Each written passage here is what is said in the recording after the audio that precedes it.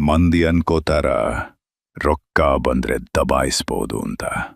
ಆದ್ರೆ ಅಸಲಿ ಸತ್ಯ ಕೇಳ್ತಮ್ಮ, ದಬಾಯಿಸೋ ಗುಣ ರಕ್ತಾಗ ಇರ್ಬೇಕು.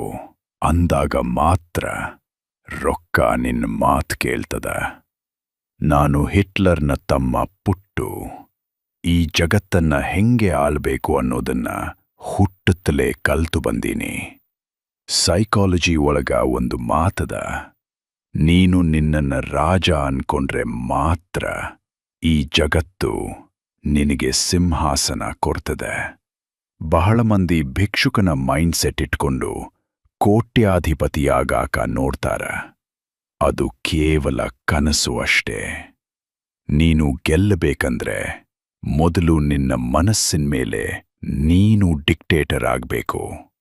ನಿನ್ನ ಸೋಮಾರಿತನ, ನಿನ್ನ ಆಸೆಗಳು ನಿನ್ನನ್ನ ಆಳಬಾರ್ದು. ನೀನು ಅವುಗಳನ್ನ ತುಳಿದು ನಿಲ್ಬೇಕು.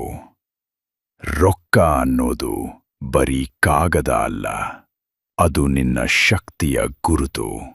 ಆ ಶಕ್ತಿನ ಸರಿಯಾಗಿ ಬಳಸೋದು ಕಲಿ. ಈ ಪುಟ್ಟು ಹೇಳೋ ಮಾತು ಸುಳ್ಳಾಗಾಕ ಸಾಧ್ಯನೇ ಇಲ್ಲ. ಈ ಪವರ್ಫುಲ್ ಮಾತು ನಿನ್ಗಿಷ್ಟ ಆಗಿದ್ರೆ ಕೂಡ್ಲೇ ಒಂದು ಲೈಕ್ ಹೊಡಿ.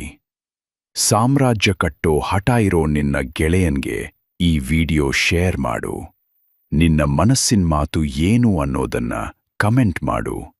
ಮತ್ತು ಇಂಥದೇ ಉರಿ ಹಚ್ಚೋ ವಿಚಾರಗಳಿಗಾಗಿ ಈ ಹಿಟ್ಲರ್ನ ತಮ್ಮ ಪುಟ್ಟುನ ಈಗ್ಲೇ ಫಾಲೋ ಮತ್ತು ಸಬ್ಸ್ಕ್ರೈಬ್ ಮಾಡು.